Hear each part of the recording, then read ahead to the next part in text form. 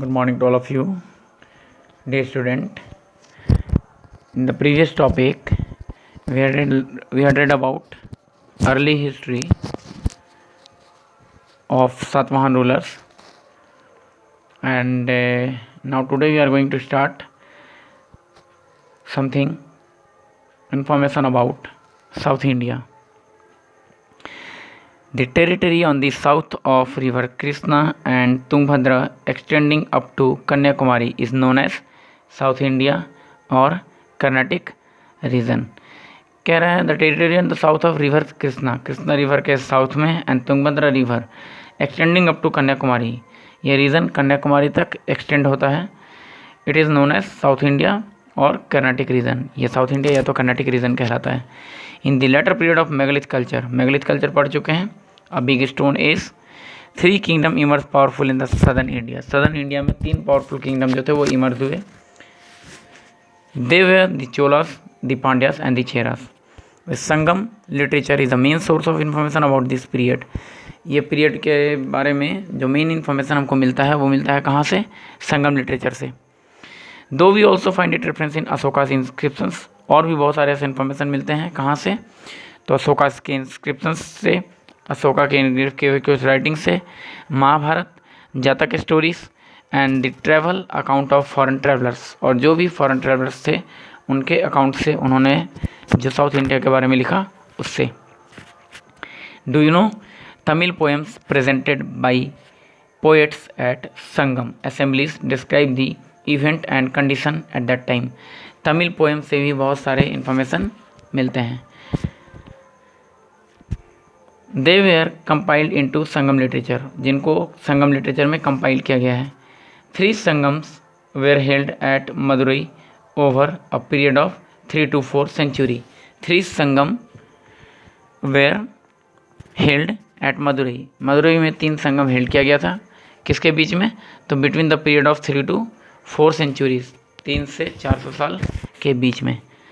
The Chola kingdom और the Chola Mandla ruled over south India between Pennar and Vellar river. वो south India पे Chola rural लोगों ने अधिकार किया था या फिर रूल्ड किया था जो कि पेन्नार रिवर और वेलार रिवर के बीच में एक्सटेंड था. The extent of this rule their rule was always changing due to defeats और victories in war with the neighbouring region. कहता है इनका एक्सटेंट धीरे धीरे चेंज हो रहा था. ऑलवेज चेंजिंग, क्यों चेंज होता था? या तो किसी से हारने के कारण ड्यू टू डिफीट्स और टू विक्ट्रीज, या तो जीतने के कारण. जीतेंगे तो राज्य बढ़ेगा, हारेंगे तो राज्य कम होगा. That's why their area became changing और their areas were changing due to course of time. The Cholas set up their capital at Kaveripattam but later they shifted to Tanjore. सबसे पहले उन्होंने अपने कैपिटल को कावेरीपट्टम बनाया था, फिर कावेरीपट्टम से अपने कैपिटल को चेंज करके तंजौर एंड गंगई कोंडचोलपुरम कर दिया गया. According to the Sangam literature से और क्या मालूम चलता है? That king Karika defeated the Cheras, Pandyas and even Sri Lanka. The king Karika defeated the Cheras, Pandyas and even Sri Lanka. King Karika जो था चोल किंगडम का, चोल डायनेस्टी का रूलर, उसने चेरास को, पांड्यास को, यहाँ तक कि श्रीलंका को भी हराया था.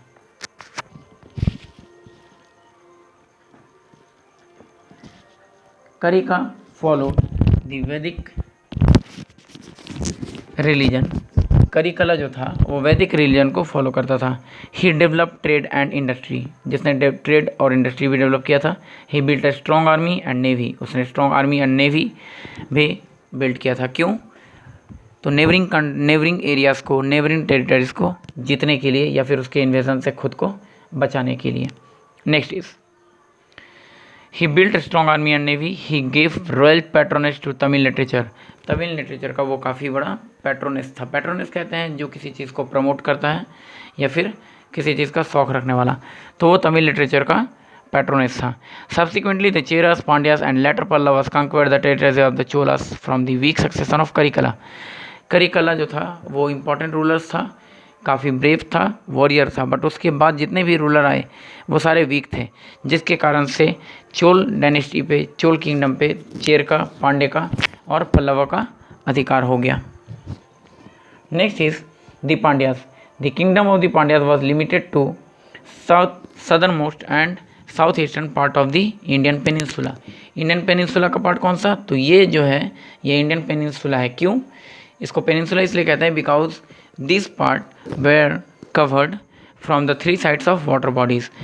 This side Bay of Bengal, this side Arabian Sea and from this side Indian ocean.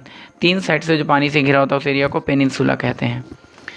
And next is, यही रूल चोल डायनेस्टी जो था वो यहाँ से लेकर लास्ट केरल तक फैला हुआ था। ये हम लोग देख चुके हैं। Next one is, they set up their capital eight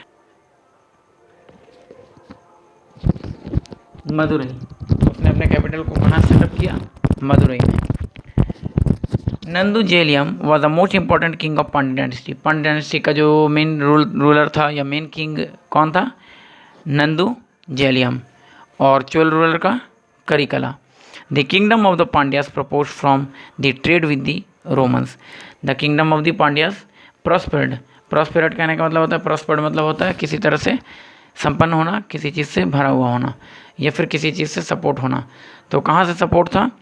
तो the kingdom of the Pandyas prospered from the trade with the Romans. जो रोमन के साथ ट्रेड करते थे उससे। The trade off pearls, pearls means मोती जो कीमती होते हैं, what develop by Pandyas. Pandya के द्वारा मोतियों का व्यापार को डेवलप किया गया। द फेमस असेंबलीज और Sangam held at Madurai during the Pandyas rule prove that they were great patron of literature. Sangam literature या फिर असेंबली हेल्ड किया गया कहाँ? मदुरई में, जिससे ये पता चलता है कि पांड्या डायनेस्टी के भी जो रूलर थे वो काफ़ी बड़े पैट्रोनेस थे किसके? लिटरेचर के। The rule of Pandyas continued up till the 11th century. Pandya dynasty का रूल कब तक चला? 11th सेंचुरी CE तक। When the powerful Chola king Parantaka one capture Madurai and defeat the Pandyas. कब तक? तो जब तक चोल रूलर परंतका वन पांड्या को डिफीट किया तब तक। मतलब चोल रूलर कौन था? परंतका वन, जिसने पांड्यास को डिफीट किया और मदुरई को फिर से मदुरई पे कैप्चर कर लिया। इट मीन्स चोल डायनेस्टी या चोल रूलर को डिफीट करके पांड्यास रूल करना शुरू किया और पांड्यास के रूलर को डिफीट करके फिर से चोल रूलर परंतका वन जो था वो मदुरई पे अपना अधिकार कर लिया। तो आज के सदर्न इंडिया के हिस्ट्री में हम लोग सिर्फ इतना ही देखेंगे, चोल रूलर और पांड्यास के बारे में। Next day we are going to study और we are going to read about the Cheras. Okay, बाकी इस वीडियो को देखकर आप लोग आगे कंटिन्यू करोगे। एंड इस चैप्टर के कंप्लीट होने के बाद क्वेश्चन आंसर प्रोवाइड कर दिया गया है आप लोगों को। ये चैप्टर कंप्लीट होगा, उसके बाद हम लोग चैप्टर 3 ज्योग्राफी का स्टार्ट करेंगे।